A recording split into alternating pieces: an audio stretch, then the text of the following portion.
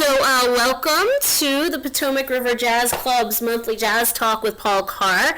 We're really excited to have you tonight, Paul. Love having local musicians and really like the diversity of topics and approaches and stuff to all the talks, and it lets people from our club get to know you and lets outdoor people that haven't really been associated with our club get to know us, so it's like a win-win for everybody. Paul, I've seen you, several times over the years in things, and I've never really sat and talked to you and had any back and forth. So I'm personally excited about it too, because somebody that I've seen in a lot of different situations. For those of you who don't know Paul, he is a saxophonist, musician. He's got, I think it's 8 CDs that you've put out. Is that right? 8 or 9. Yeah, 8 or 9, something like that. And an educator. And I know when I was looking over your biography, I remember it talking about how you enjoy educating youth, particularly. And I like to act like I'm a child, so I figured this was a perfect fit for me.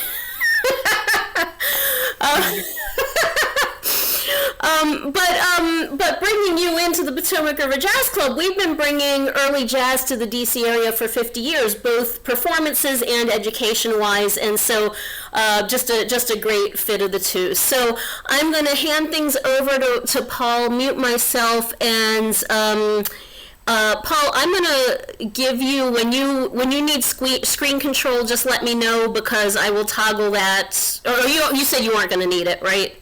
Okay, all right, great. So I'll just keep control of everything. All right, so it's all you. Welcome, Paul. Okay, thank you so much. I'm really excited and honored to be here and to talk about the saxophone in early traditional jazz and the players of saxophone that made the instrument so popular, and it had a lot to do with making the music so popular. But I have to start off in talking about, because the saxophone got to a very auspicious start, and there's some stereotypical, there's some saxophone has a lot of connotations associated with it, and I think maybe its earlier beginnings might have something to do with this. But the inventor of the saxophone was a guy named Antoine Joseph Sax, and so he was given the nickname of Adolphe Sax. And there's a lot of controversy. We don't know how he got the name Adolphe, but his dad, Charles Sax, was a carpenter and a music maker.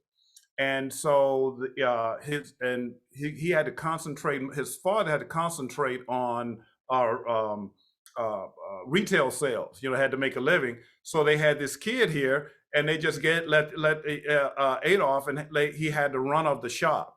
So, but he was very how can you say injury prone, and he was prone to mishaps.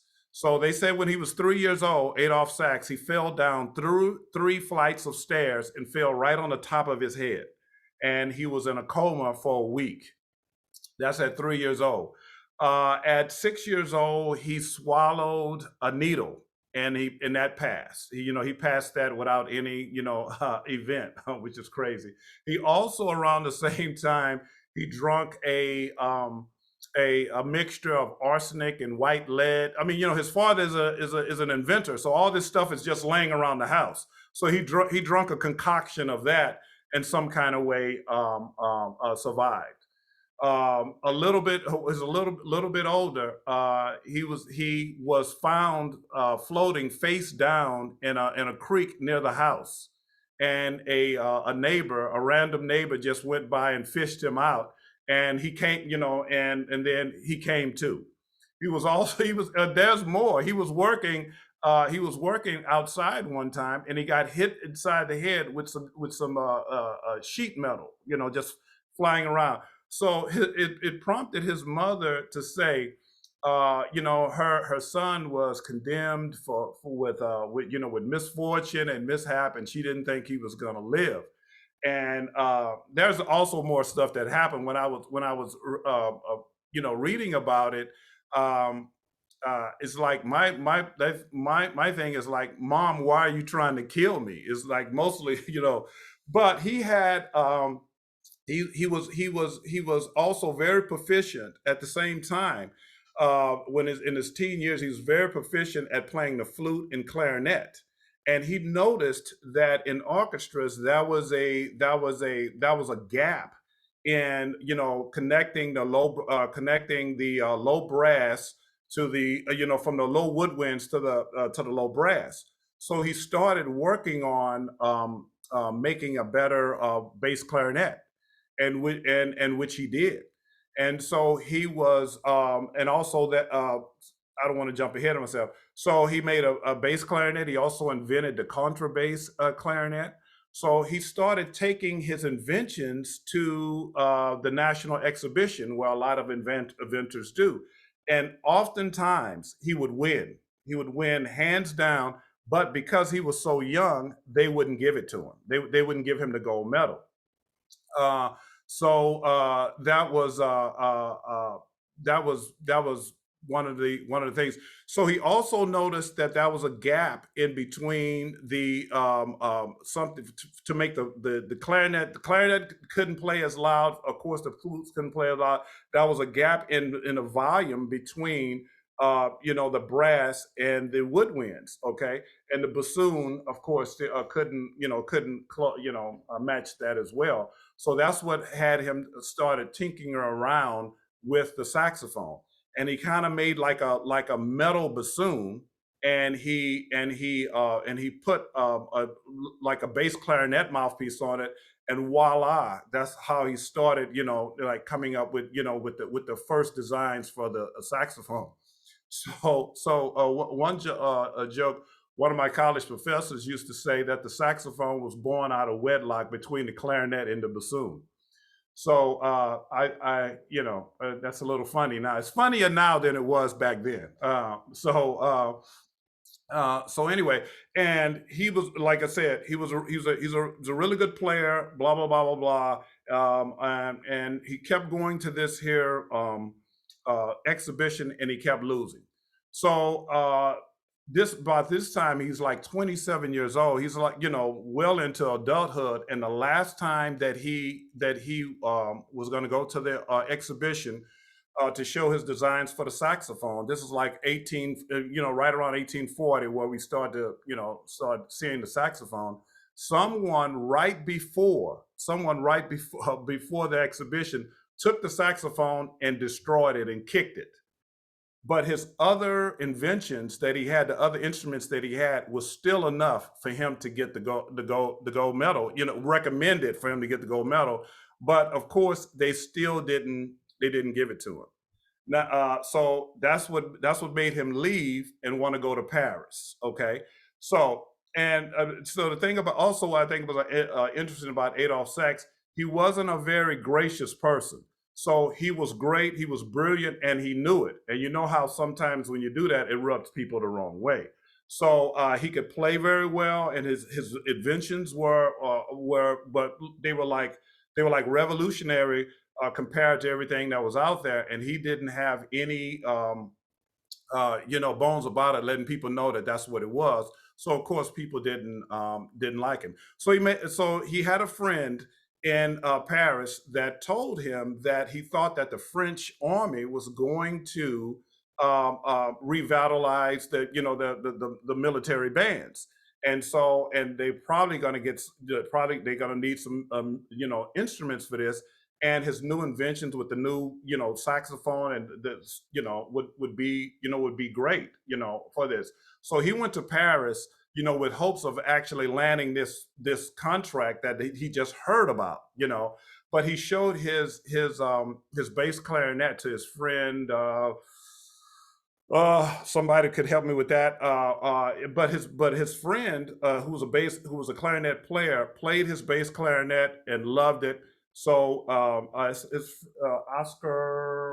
I'm sorry, Oscar da Casa, Isaac da Costa, and then he recommended that he show his instruments to the Hector Berlioz, which is a great composer. Hector Berlioz loved the bass clarinet and the saxophone. They still use Adolphe Sax's designs for the bass clarinet today. He loved the saxophone. He thought it was great. So he wrote this big, article in the paper about it. And just write with glowing reviews and talked about how brilliant, Adolphe Sax was. Of course, that ignited the haters. Okay. So of course, all of the French music manufacturers, instrument manufacturers had him on the radar now. And so there were also composers that wanted to use his bass clarinet and the saxophone in their in their works. But because they didn't, he would, the powers that be would threaten him not to use his instruments. Okay, and if you did, that would be repercussions. So just think if the saxophone could have been included in the in the orchestra, that would have been really, really cool. But that was really one of the main reasons, because I get this question all the time: why do you think the saxophone wasn't in the orchestra? And here you go, right there. So all of these composers and things, unless you were a composer that had a lot of gravitas to to be able to thwart that, you just didn't want to, you didn't want to turn off everybody else. So anyway, he also he played a concert after he got this glowing review, and of course he got a lot of benefactors and people that wanted to to invest in him, and they built him a music shop and all this stuff. And so of course everybody, they started, they tried to assassinate him. They set the shop on fire, they started suing him. They said the instruments that he had stolen from somewhere else, and all he did was, all he did was copy them. They did everything. They threatened musicians. They threatened musicians not to play his instrument. So they put out all of this here bad propaganda, misinformation about the instrument. And so he eventually got the contract. He eventually got the contract with the military bands. He eventually got the contract after being exiled and having come back. It's a really fascinating story. Thank you, Dr. Arthur Dawkins at Howard University, for making us learn all this stuff and study this back, zillions of years ago. But anyway, it's really a fascinating story. So he did get the contract, and they attacked his patents, and he made other instruments too. But the saxophone, then they was using it in the French military marching bands. And one of the marching bands went over to Boston, and the guy, I don't remember his name, he fell in love with the saxophone, and that was the first time saxophones started being used over in in military bands here. And of course, John Philip Sousa, that's probably in the 1890s. That was saxophone, had a lot of saxophones flourishing, by that time. So and the first American manufacturer, I think, was Busher. So it was a Busher True Tone. When I started 100 years ago, my mom bought me a Busher Aristocrat, so I had no idea I wish I would have kept that horn, because it was actually, as a starter horn, that horn was made better than starter horns that they have today.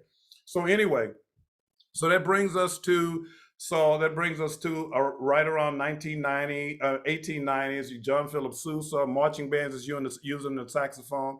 And if we're going to talk about popularizing the saxophone, making it popular, we have to talk about the six Brown brothers. Okay, so if anyone knows, or even deemed that it's even worthy of even talking beyond what I'm going to say, these brothers basically they were dressed up as in clown uniforms. They had white face. One of them had black face, and they was doing minstrel shows. And they had they were playing ragtime, but they were using saxophones. Now, one story that I heard that they started using saxophones because the saxophone had such a bad reputation, and so it made their show even funnier. And the whole thing with with minstrel shows and stuff. So that just and so that was just like pouring fire, pouring gasoline on the fire. But Adolph Sax, he designed the soprano sax, the alto sax, the tenor sax, the baritone sax, and the bass saxophone. So I am going to because the next thing we're going to start talking about the personalities about the saxophone. I'm just going to do a quick little demonstration. Not even a demonstration. I'm just going to show everyone. Okay, this here is a soprano saxophone. Okay, this is a soprano saxophone. It is actually pitched in the voice of a clarinet. Okay, and so this is a pretty modern saxophone. So this actually not it's better than modern. This is actually brand new. I got it during the pandemic, but I do have another soprano saxophone, and it has a bent neck. But I do also have one that's straight, like the one that Sidney Bechet played, which we're going to talk about very soon. So now in the middle, okay, and now a fourth above, a fourth below the soprano sax is the alto sax. Okay, here's the alto saxophone. This is the alto saxophone, and this saxophone right here is actually it's a French made. This is called a Selmer Mark VI. Okay, these horns are they're vintage now. All right, and then an octave below the soprano saxophone is the tenor saxophone. Okay, and this is the one that they deem is the closest to the human voice. Okay, the saxophone. A lot of major people have made this instrument popular. And then since I have it, and I want to, and I'm just going to make a mention. This here is a Martin saxophone, American made. Yay.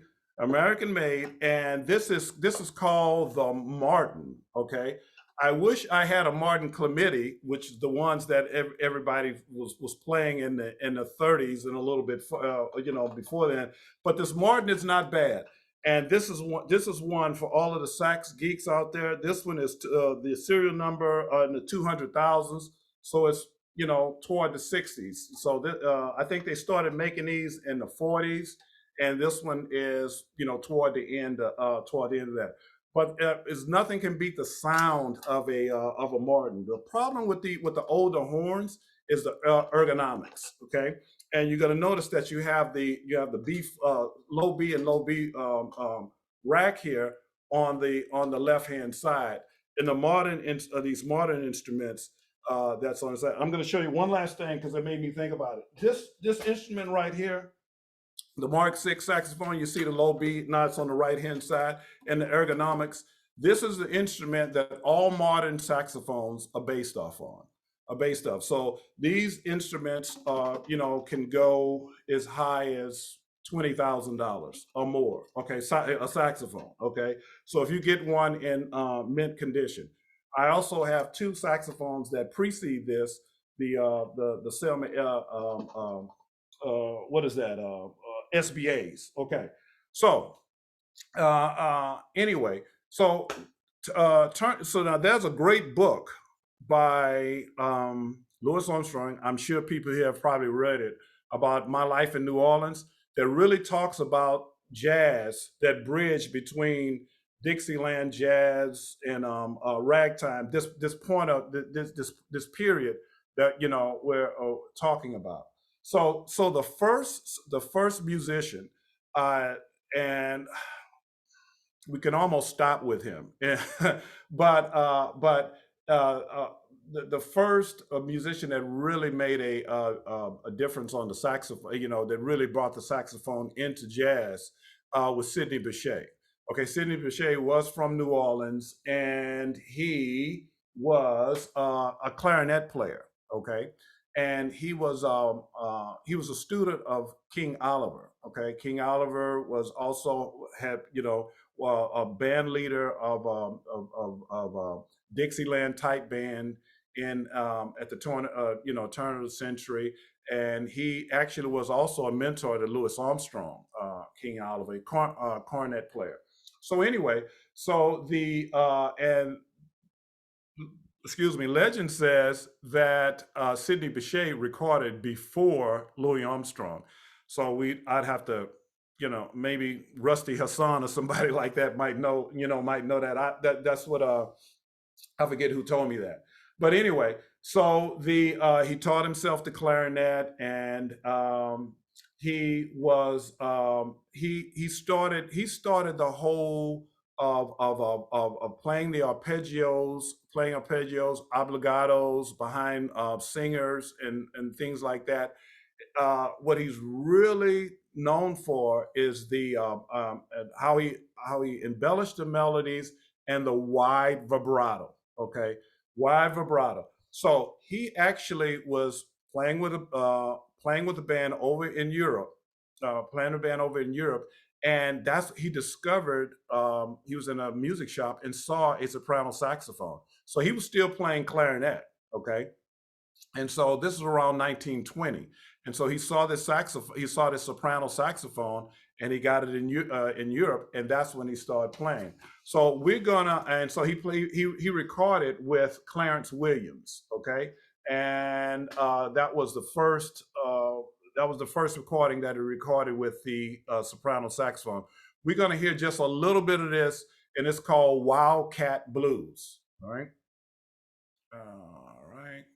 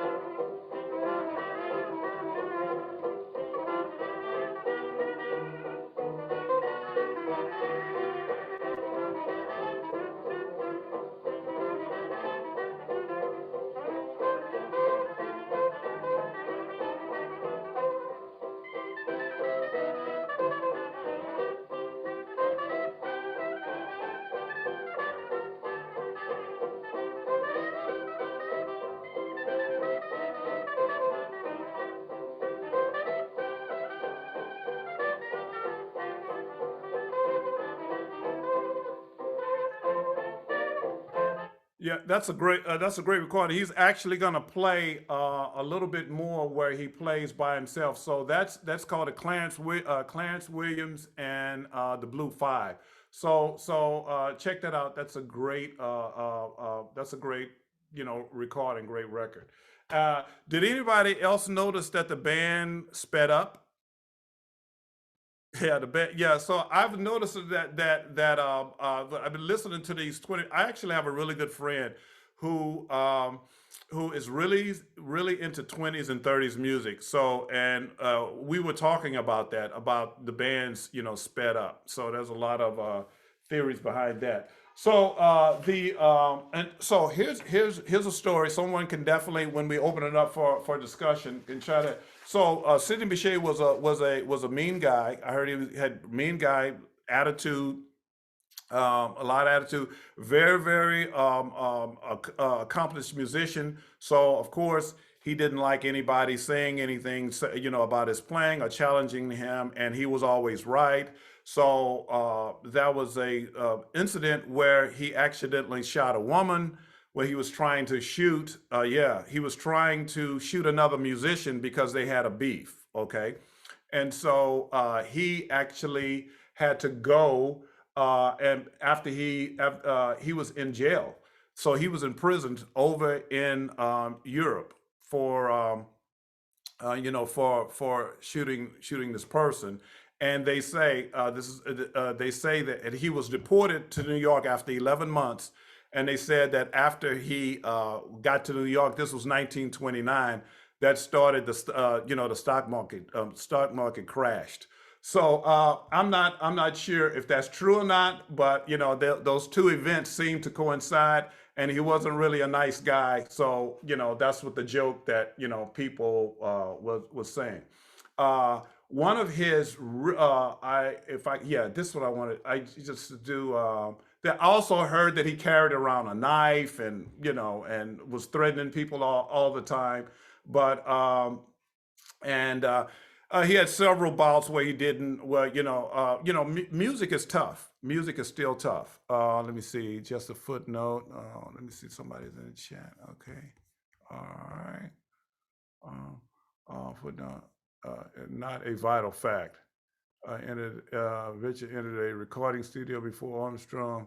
Was not. Oh, okay.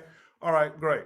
Yeah, as I said, I am not a historian, so a lot of stuff that I say could it'd be please. Thanks a lot for whoever did that. Thanks a lot. Yeah. So I wanted to play this here because this tune that everybody knows it, and you can really hear the vibrato. So people. I know we have some singers out. That's what I mean by vibrato. So to you. That's the way I teach it. So let's hear a little bit of this vibrato on Summertime. Okay, Sidney Bechet.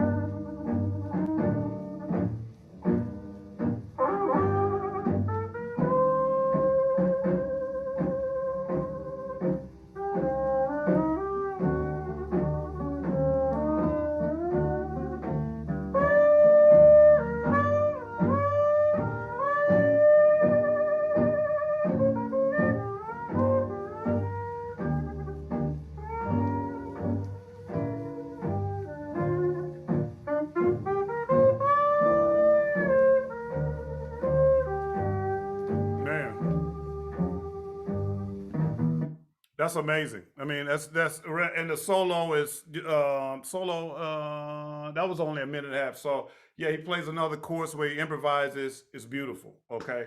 So the thing, and did you hear that? He puts that. It's that growl. So it's basically you're humming and you're playing at the same time. You get that sound like that. So when I actually figured out, when I looked up on that in high school, I thought I was, man, wow, this is really something new. But it was, it was already like, 70 years old by that time, if not more. So Sidney Bechet, that's he was, and the thing about the Sidney Bechet, his improvisations, well, like I said, he was a clarinet player, so he was coming from the clarinet. Okay, so like one of the first people that actually tailored their improvisations like to the saxophone is we got to go with Coleman Hawkins. Okay, I have to go with Coleman Hawkins next, and Coleman Hawkins played the tenor saxophone. Okay, so Coleman Hawkins was from Missouri. Was he born in? Yeah, he was born in Missouri. I went to school in Kansas City. This is what you're gonna notice. You got New Orleans, you have New York, you got Chicago, and you have Kansas City. Bing, bing, bing, bing, bing, far as jazz is concerned. So, you know, New Orleans up to Chicago, Kansas City to, you know, so musicians at this time, this is how they were, you know, this is how they were playing and making a living and learning about each other. Okay. Bruce Williams, I think I might know him. What is it, Bruce? Most traditional didn't like we shit. Oh, yeah, Fisher. I did hear about that. Right. Yeah, they call it the soprano, the old fish horn. Right. Yeah. So that's another thing about the saxophone just has so many. It started out, you know, with so many negative connotations and so many things associated. People would associate with it. So anyway, so Coleman Hawkins, that's Bruce Williams, a great saxophone player. He played other instruments as well, and I think he was played in Fletcher Henderson's big band. Okay, he played in Fletcher Henderson's big band. He actually got another break right before that. It was another. He played with the Jazz Hounds. Okay, with the Jazz Hounds. So he also too. I thought also that Coleman Hawkins wasn't really liked as much as well. You know what I'm saying? He wasn't. He had a. He didn't have a persona where people that was in, you know, that ingratiated other people. So he was similar to Sidney Bechet. That, and see, that makes a difference when you're playing. You say, why do you focus on that? It makes a difference when you're playing. You know, when you're playing music, and especially jazz, which is a social music. So anyway, but such is life. So he actually played with in Fletcher Henderson's big band, which is another whole topic in itself. The Henderson brothers, Horace and Fletcher, they had a big band, and they were one of the big bands because in the 20s, you know, everything starts going to New York with the dance bands and the jazz in the swing era, you know. So he was playing in the Fletcher Henderson's band, and the thing about that I find Coleman Hawkins so interesting is that he was one of the first musicians to start integrating playing with white musicians, and he was also being asked to do like runouts meaning he can go play by himself, or he go sit in with another band. He recorded with Benny Goodman, a lot of things. So Coleman Hawkins was like really the first star, bona fide star of the saxophone. And so he left and went to Europe. Okay, he got an offer to go play in Europe, and between that time when he left, I think he was over there for 5 years. Now entered the scene Lester Young and Ben Webster. Okay, so legend says that hadn't he left, had he hadn't gone to Europe, that those guys, of course, those guys were going to be great, and that they wouldn't have gotten the opportunity to be heard as much as they did. So and this one I was talking to Ellie about this here a little bit earlier. The thing about Coleman Hawkins, he had a very, very rough edge sound, and he actually was probably the first bebop player. Okay. But he had a very rough sound, and I don't want to get this mixed up, but I can just go off the top of my head. But the thing about Coleman Hawkins is that he actually influenced a lot of tenor players like Chu Berry and Illinois Jacquette. Buddy Tate.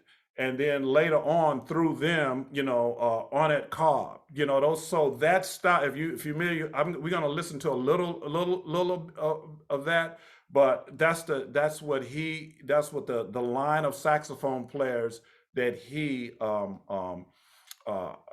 influenced. And then he went to Europe and he came back. And soon as when he came back from got to the U.S., he quickly got his place back amongst the stars of jazz players, to the saxophone players. He was still being asked to record with other people, which was really good. And he had his he got a chance to record too. Of course, he had some other issues like everybody does. But that was the thing. So we're just going to hear now. He was playing his one of his famous recordings is, of course, I have to play just a little bit of this for the people who might not know, is Body and Soul. And so at the end of a recording session, he was just messing around, and they recorded Body and Soul, and it ended up being a big hit. And the thing about this is that he only quoted the melody of Body and Soul for like 4 measures or 4 bars, and then he started to improvise. And so, a lot of people say that that was the beginning of bebop, and more. It gave a gateway to a little bit more linear playing, because you notice that the way Sidney Bechet played, it's kind of more, it's chordal. They're playing a lot of chordal, and so just a personal opinion, I think we maybe we should go back to playing like that. We play sometimes. We hear too much linear. That's just a personal opinion. Please strike that. Okay, so I want to hear. Okay, where is it? Okay, a little bit of Body and Soul, Coleman Hawkins.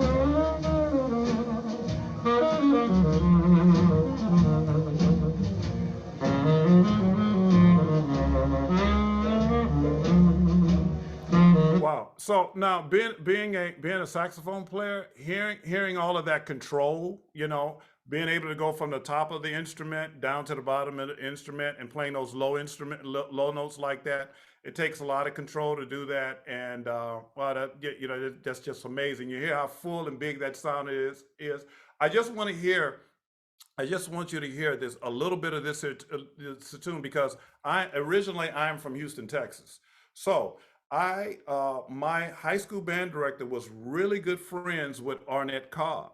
So when I was in high school, Ornette Cobb used to come by to our high school, and he would play. So of course we thought we were just, like they say, youth is wasted on the youth. We thought that he was just some old guy playing the saxophone, And but I did, toward the end of high school, I started to get a little bit of sense. And I realized that I should take a lesson with him, and I did. But anyway, I want you guys just to hear a little bit of. I just love this so much, and just want you to hear. What is this? After playing this, no. Okay, okay. Let me see. Here we go.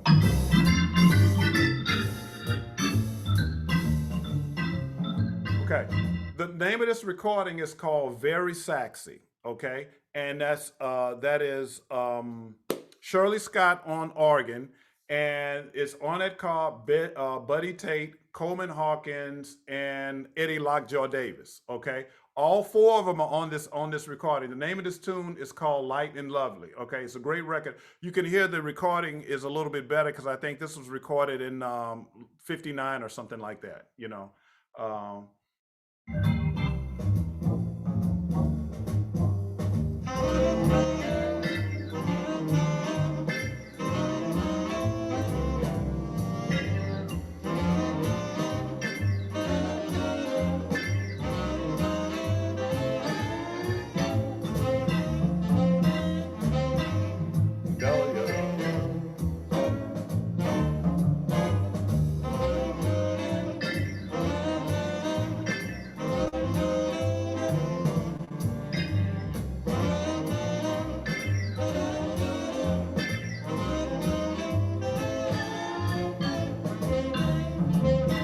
okay, listen to this solo.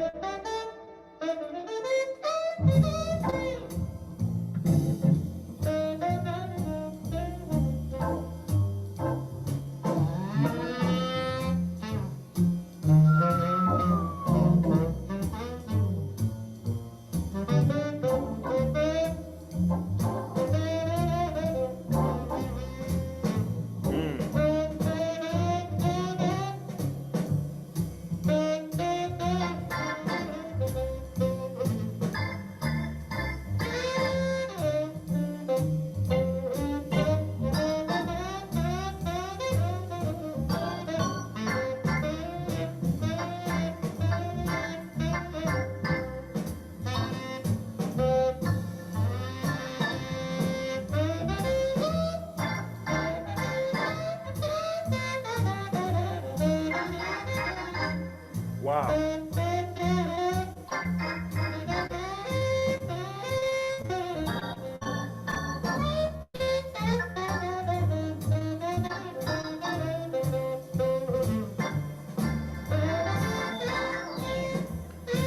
As you can see, that just, I mean, it's like, woo. I mean, that is like, so all four of them take a solo on that, and you really get to hear the difference in the way they're playing on that one right there. So that was on that carb. Did you notice that the vibrato now is starting to smooth out a little bit more? So now we got, and so Coleman is going to take a solo. I think he's third on that take. The whole record is great. You can put this record on, and people will be, you know, at a dinner party or whatever. It's cool. But Coleman Hawkins comes. I think he's third, and you can hear the you know, the stylistic differences in all of them, and you can also hear that that they were all trying to play like Coleman Hawkins. So it's that's a really good record. All right, and so on the other tenor star that made the instrument so popular is Lester Young. Lester Young had a totally different style. He was more it was more cooler. Didn't have the vibrato as much. The vibrato wasn't as fast, and he played more laid back. All right.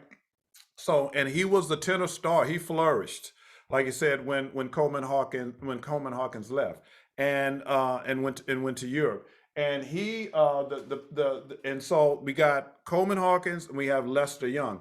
Lester Young actually gave a lot of his influences to Frankie Trumbull, who played with Paul Whiteman. So that was his guy that he got, you know, that he said influenced him, Lester Young.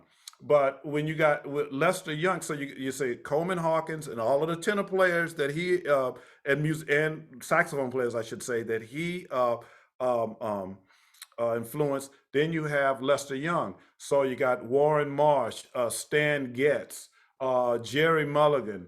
The list goes on that plays that style of you know, that being influenced by Lester Young. I even, you know, and Dexter Gordon. Now we're getting into the hard bop, but he was also influenced, and Coltrane for a little bit as well too, was influenced by Lester Young. And who we're going to talk about if we have time, Charlie Parker. He was influenced by Lester Young. So we don't. The one recording that there's a couple of recordings that I really want you to listen to. I've been talking too much, but is that I Want to Be Happy with Lester Young, Nat King Cole, and Buddy Rich on drums. Okay, that's like a crazy record. It is so good. Okay, one of the tracks on there is I Want to Be Happy, but it's not, so it's Lester Young, Nat King Cole, and Buddy Rich. That's a great record. Okay, and I think one of his really one of the solos that of Lester Young that I use in teaching a lot is off of Back to the Land. Okay, because Back to the Land, that's the so I really recommend listening to that. Very relaxed style. It's a blues. It's a blues also. But what it does is that he is embracing the sounds. Okay, he's embracing the sounds, and that's another thing about players of this time. They knew chords and stuff, and they knew the melody, but everything was kind of based off of the melody and the sound, what was going on at the time. So now, it's being an educator, myself. A lot of times, we're teaching from a harmonic, a disposition as opposed to a sound disposition. And see what happens is that when you focus on harmony all the time, then you miss out on the sound. And so jazz is a sound, okay? Jazz is not a set of chord progressions and we start playing. That's not what jazz is. Jazz actually has a sound. And so when we stop listening to the sound of it, and stop trying to emulate the sound of jazz, that's when we come up with this, the modern stuff, and we, it's just the extensions of extensions of extensions of extensions, and then before you know it, it's not nowhere near what it was meant out to be. It's something else. Okay, so the thing about Coleman Hawkins is even though he was a grouchy guy, he really liked the younger musicians. So a lot of times he would play his high price gig, of the day, and he would go up to Harlem and hang out with the cats. The young cats that was playing down in the basements, like Thelonious Monk and Bird was there, and Charlie Parker. So let me talk about Charlie Parker, because Charlie Parker is also a descendant of Lester Young. A lot of his improvisations were based off Lester Young's solos. So he was also Charlie Young, great saxophone player. Charlie Parker was also born in Kansas City, I think, Kansas City. A very, very short career, but a very historic career.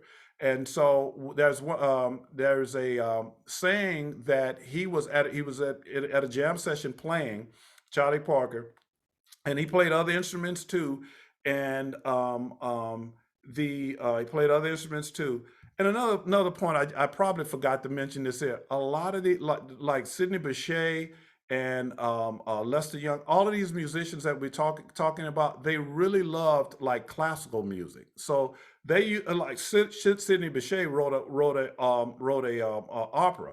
So that's why that they can, that's why in their solos they're quoting these operatic and these symphonic kind of motifs and stuff, because they really love the music. So getting back to Charlie Parker, they say he was at a jam session with Joe Jones. Joe Jones is the iconic drummer with the Basie band. One story I heard that they were playing in New York. The other story I heard they was in Kansas City in some band ballroom in Kansas City. But of course, Charlie Parker was 16 years old. He was playing. He got lost in the changes. He got lost in the tune. That happens to everybody when you're learning. They say that Joe Jones took the cymbal off and threw it at his head. Some people say some stories say that he threw it at the floor, saying, "Get off the bandstand. You've been playing too long." That incident made Charlie Parker go home and really practice for, like, instead of him taking that as a negative, that tough love, he took it as a positive and he just shed it. He just practiced. Stories say it's 15 hours a day. I don't know how you could do that, but he practiced a lot. And then he was going to a gig from Kansas City to the Ozarks, which now what I know what Ozarks is because I watched the show on Netflix. I'm waiting for the last 7 episodes. Oh, anyway, so driving to the Ozarks, he was in a car accident, and he really got banged up. He broke some limbs and everything, broke some ribs and things like that. And that's what got him on the painkillers and opioids and stuff like that. Okay, which played him to the end of his life. And but Charlie Parker, he was one of that took the bebop, the linear playing, the fast, chord progressions and the virtuosic playing of the instrument. He was the one that and him and Dizzy Gillespie.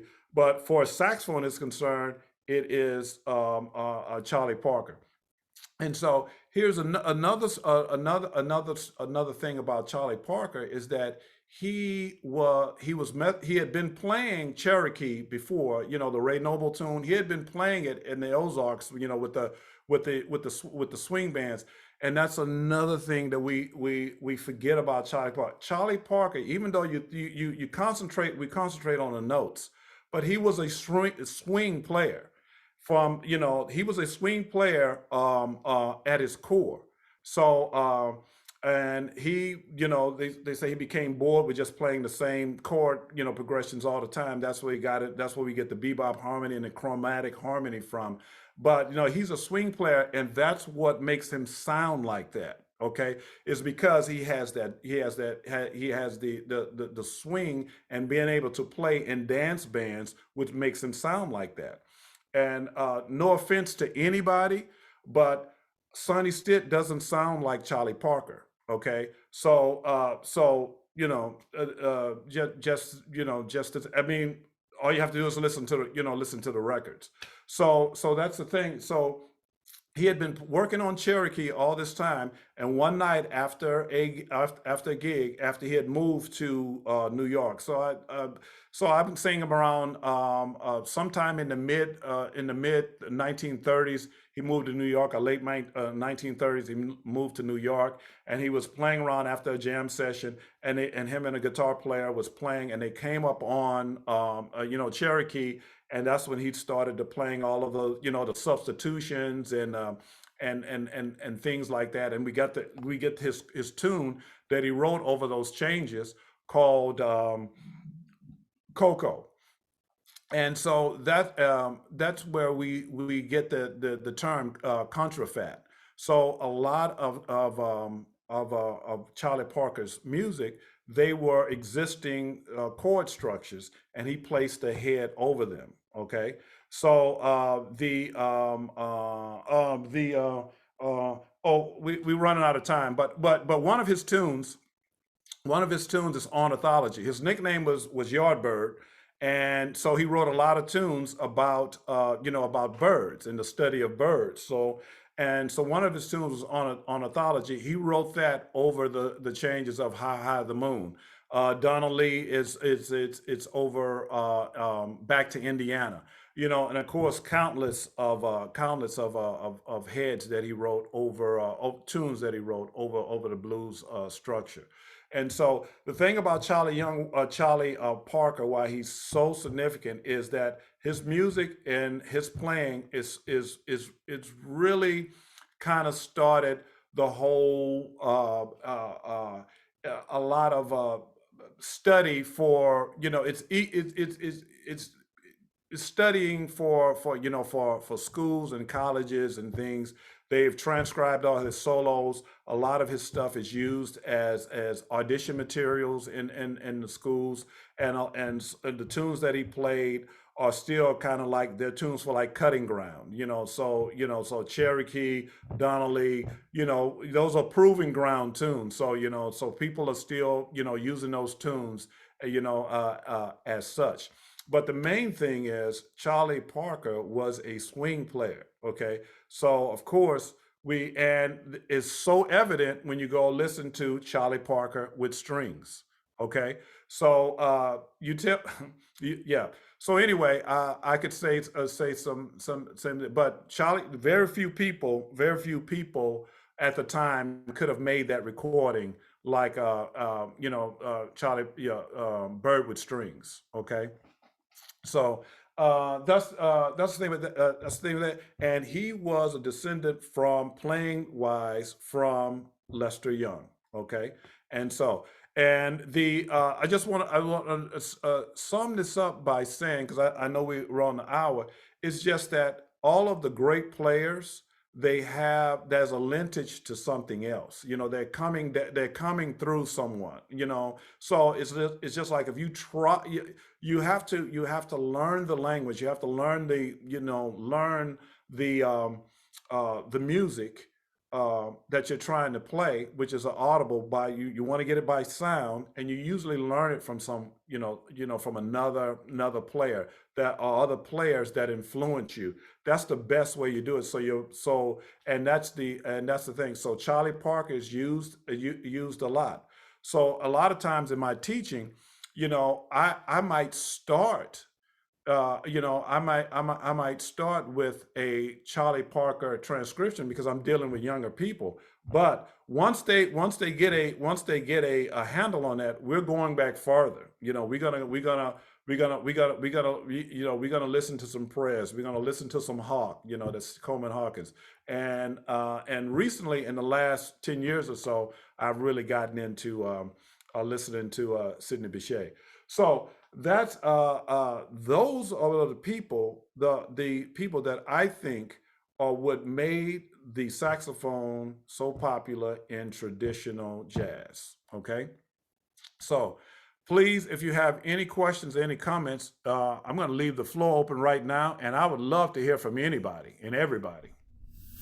One thing I thought was interesting in that I just not linearly listened to it is the vibrato changes. Oh yeah. And when you were playing Bechet, that particular cut, and all of them came through really well. But number one, I was, my brain was like, okay, obviously recording quality and technique changed a lot through those eras of music that you were playing. So we have to adjust for that and think for that.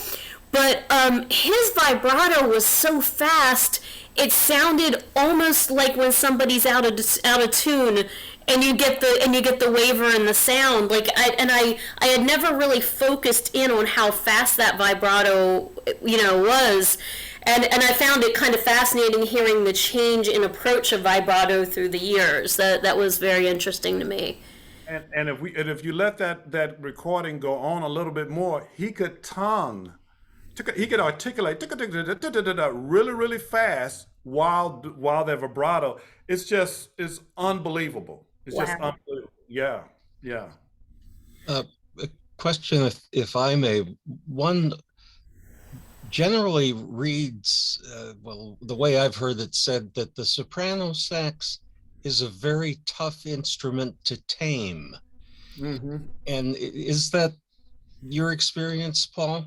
Absolutely, absolutely. Yeah, the soprano saxophone, if you because it's smaller, so now you're dealing with you're dealing with a smaller instrument, smaller mouthpiece, so it's not a wide note to begin with like a tenor or alto. So the note is smaller. Then the sopranos, they were made so poorly. You know what I'm saying? So we just So to add,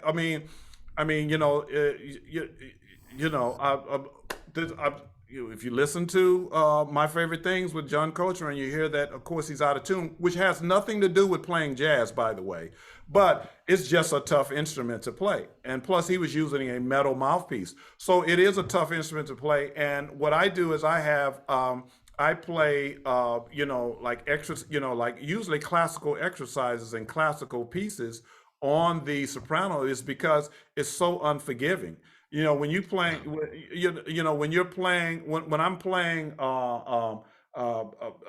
it was at summertime, or I can just say, well, I'm trying to do this. I'm trying to do that. But if I'm playing, if I'm playing something by Telemann, if I'm playing a flute sonata, if I'm playing a Handel flute sonata number 3, or that's been transcribed for soprano, or the Bach, or the or the Bach, the Bach sonatas, for 2 flutes. If I'm playing that with another, there's no, you can't shim, you can't shammy, you can't sham, you can't do anything. The pitches have to be right there, and the stylistic have to be there. So so no, soprano is an instrument that it takes, and when I'm practicing it on a regular basis, you can hear the difference. But if you don't, you can hear, yeah. Sort of a follow-up to that. The version of Body and Soul that you played was not the 1939 version. Right. But, and that's not a criticism, because what astonished me about it was that Sidney was following the 1939 solo very religiously. So I was curious to know what version it was that you were playing. That is from a it's from the national. It's a recording from the National Museum of Harlem. Okay, that's all I need to know. Yeah. I was really fascinated by that, because as you know, solos become set pieces. Right.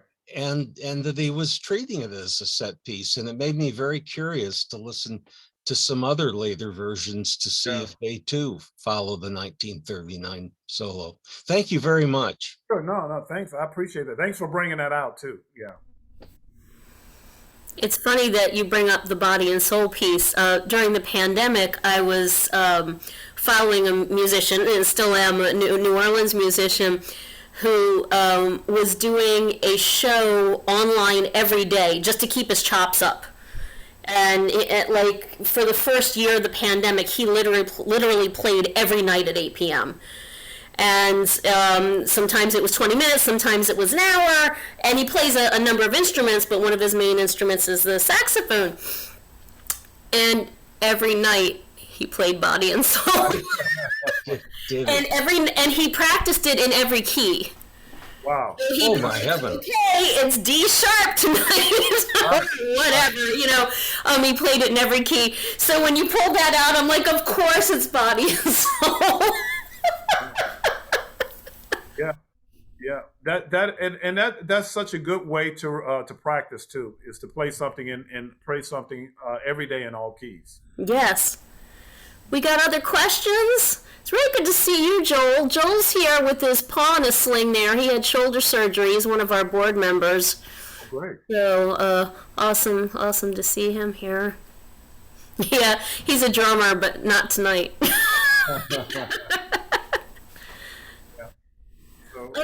Other questions, commentary?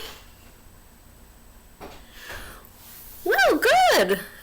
Well, this has been great, Paul. It was really great having you do this talk for us, and I know I learned some stuff out of it, and I think everybody did this evening. And just a reminder to everybody that, again, the PRJC, we do a live monthly concert in person in the Silver Spring area every month. We have a monthly jam where we welcome jammers to come and play with us. And Paul, that might be good for some of your students too. It's most of it's the early trad and Dixieland style jazz, but that's a great place to start with solo work and such. So yeah, we do that every month and are very, very welcoming to people there. And then we have these jazz talks each month. So please follow us on Facebook, go to our website, prjc.org, and we offer this for free, but we do pay our musicians for giving the talks. So we do appreciate any donations toward it that anybody wants to give. Did you want to wrap up with anything else, Paul? I just wanted to say that when you said that it's a good place to start, actually playing trad is very, very difficult. See, Yeah. because as I was saying, because when it's now, kids are taught is to do linear, linear. Right. So Right. that stuff doesn't work when when you're playing trad. It doesn't work. I mean, you can play it, but you're gonna find yourself in another stratosphere. Really quickly, Shirley Scott. Back in the 80s, when I think maybe it was the early 90s, I subbed. For some reason, I found myself on a gig with her in Philadelphia. A friend of mine, he was playing with her, and he called me up to sub. He didn't want to lose the gig, and he didn't want to lose it to somebody in town in Philly playing. So he called me. He knew he wasn't going to get to lose the gig if he called me. But so I was playing with Shirley Scott and the drummer, and after the first set, I was trying to like really impress him. I was just like, and the drummer brought me over to the side, and he says, "Son, you're over there, and we're over here." And so it was just like, it's like whatever you're trying to do, it is. And that was like, okay, yeah. And I thought about that for years and years after that, So trad music can be like that, So if you're super virtuoso and you want to play fast and high and all that, go play some trad music and come back and talk to me. Very good. Very funny. Sorry about the story, but yeah. No, it's great. It's great, but it is a really good welcoming group. We do have a good time, and we do that at Normandy Farm Restaurant for the next few months. But then they've been bought out, and so we'll see what happens after that. We'll still be doing it somewhere. We just don't necessarily know where yet. So. All right, everybody, thank you for attending this evening, and we look forward to another one in April, and I wish I could confirm what it is, but I am waiting for somebody to confirm with me, so as soon as I know, I'll get it out there on the waves. Good night, everybody. Bye-bye. Thanks a lot.